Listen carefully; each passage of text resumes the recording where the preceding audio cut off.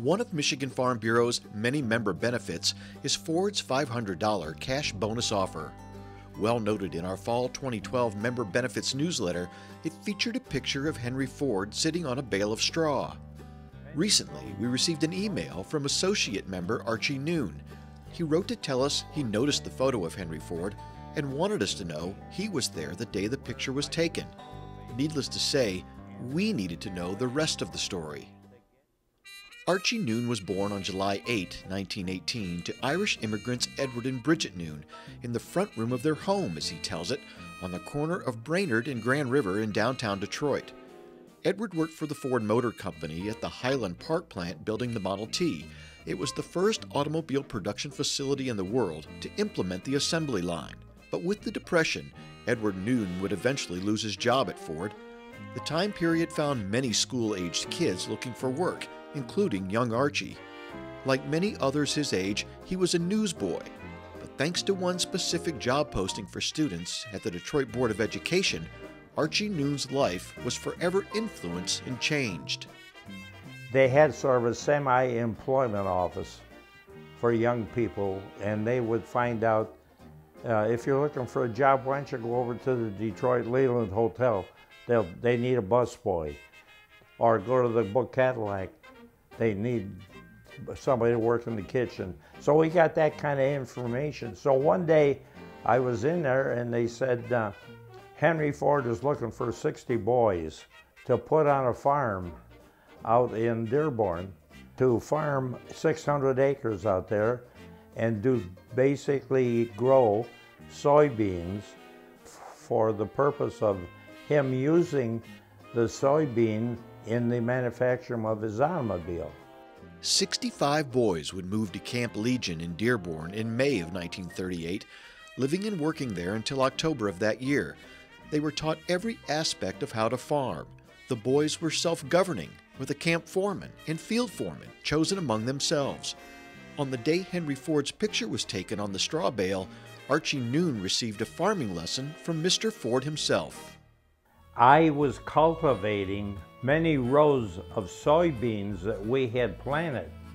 And when Mr. Ford left taking this picture, he came over to where I was cultivating, and he waited for me to get to the end of the line that I was cultivating.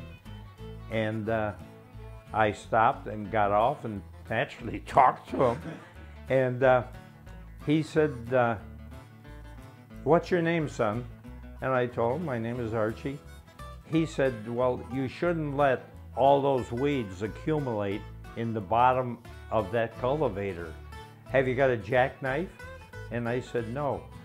He pulled a jackknife out of his pocket and came over to the cultivator, and with his jackknife cut the weeds away from that were being accumulated. And he said, "You don't want to let that happen. Get yourself a jackknife and be sure you don't let it accumulate." So he was very much involved with everything that we did. Ford constructed a veritable city of tents with wood floors, a dining hall, bathhouses, and even a chapel with services conducted by the boys. One other structure built was called the Farm Store. It too was operated by the boys, providing a place to sell the vegetables they grew. Each earned $2 a day for their labor and vegetable sales, and by the end of their stay, each had earned roughly $130. When the harvest was complete in the fall of '38, the boys were officially done at Camp Legion, but it didn't mean they were done working for Henry Ford. He gave them the opportunity to work in his auto plants. When the war effort ramped up, Archie Noon took a job at Ford's Willow Run assembly plant, building B-24 Liberators. But of all the jobs Archie Noon had, the one he's particularly proud of was at Camp Legion.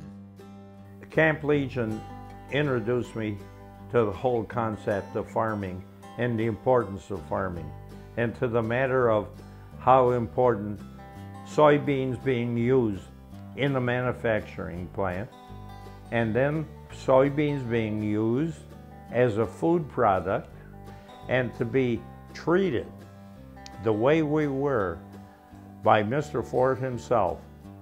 For him to be with us and come over and eat breakfast with us at times.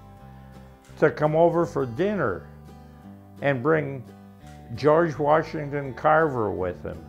The experience was just absolutely, it changed my whole life.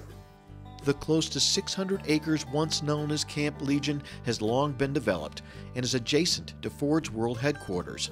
Those who live and shop there may be unaware of the historical significance of that land, but thanks to Archie Noon, we now know and appreciate his willingness to share.